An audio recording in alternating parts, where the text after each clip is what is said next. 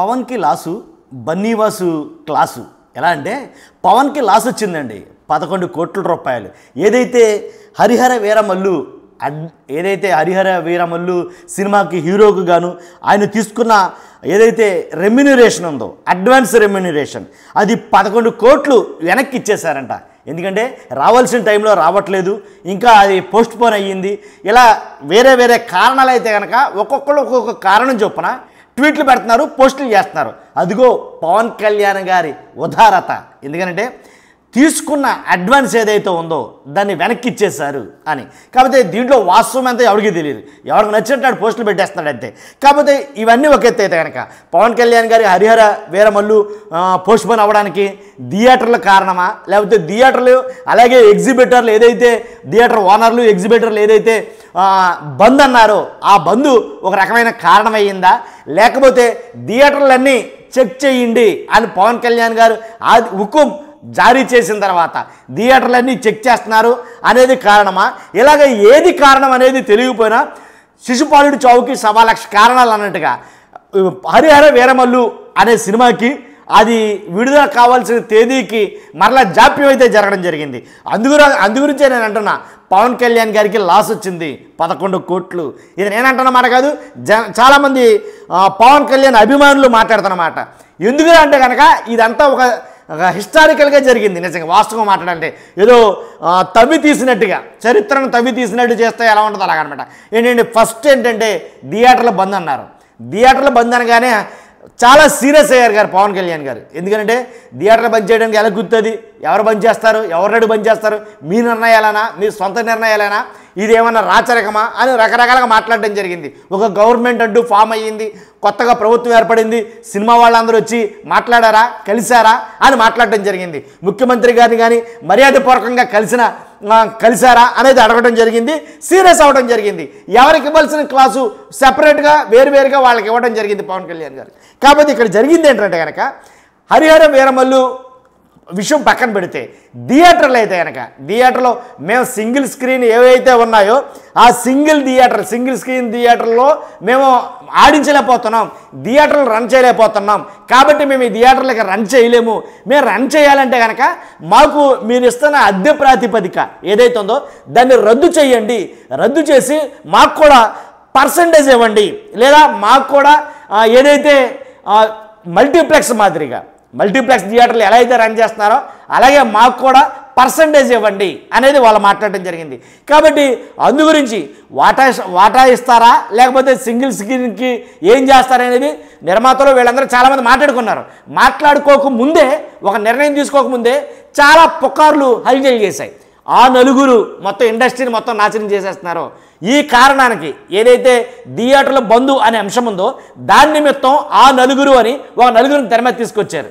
ఆ నలుగురు వల్లే మొత్తం వ్యవస్థ అంతా, సినిమా వ్యవస్థ అంతా నాశనం అయిపోతుంది, వాళ్ళ చేతుల్లోనే థియేటర్లు ఉన్నాయి అని అంటే ఒక ఆయన ఓపెన్ అయిపోయాడు, అల్లు అరవింద్ గారు. బాబు నాకు సంబంధం లేదు, నన్ను వదిలేయండి, దీనికి నాకు సంబంధం లేదు, నాకు థియేటర్లు కూడా పెద్దగా ఏం లేదు అన్నారు. తర్వాత ఎవరైతే దిల్ రాజు గారు అన్నారో ఆయన బయటకు వచ్చాడు, ఆయన నాకు ఈ విషయానికి సంబంధం లేదని అన్నాడు.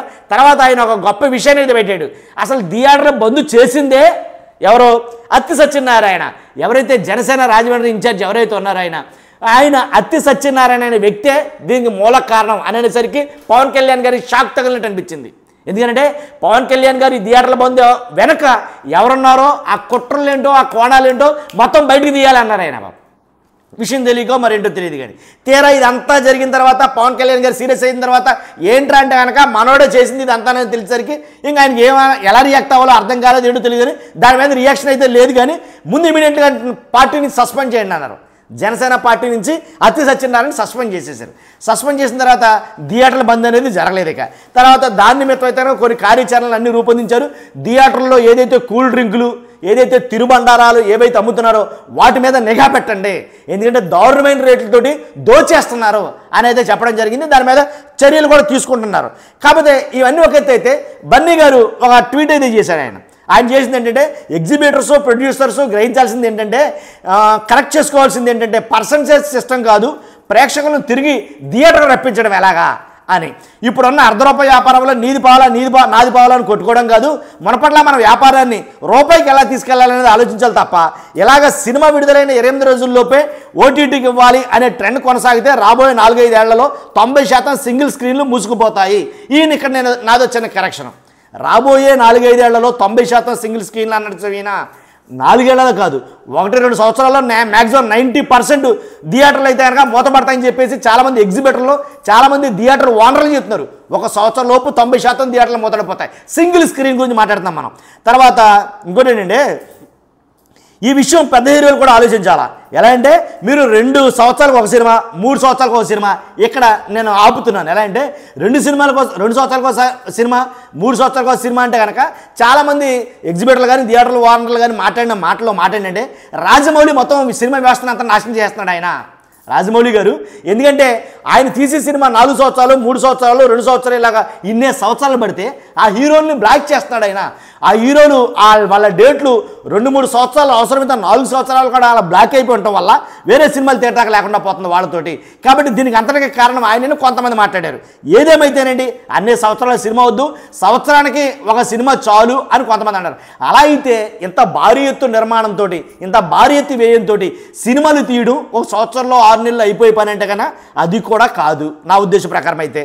కాబట్టి ఇలా 3 సంవత్సరాలకు ఒక సినిమా చేస్తూ పోతే థియేటర్ నుంచి ప్రేక్షకులు కూడా దూరం అయిపోతారు. ఈ 2-3 ఏళ్లలో చాలామంది థియేటర్ ఓనర్స్ వాటిని మెయింటైన్ చేయలేక మూసేస్తారు. సింగిల్ స్క్రీన్ మూత పడినట్లయితే ఓన్లీ మల్టీప్లెక్స్ థియేటర్స్ అయితే పెద్ద హీరోలందరూ గుర్తుంచుకోవాల్సిన విషయం ఏంటంటే మీ సినిమా థియేటర్స్ ద్వారా వచ్చే ఆదాయం కేవలం 43% మాత్రమే నిర్మాతలకు వెళుతుంది అని ఆయన ఒక ట్వీట్ అయితే చేశాడు.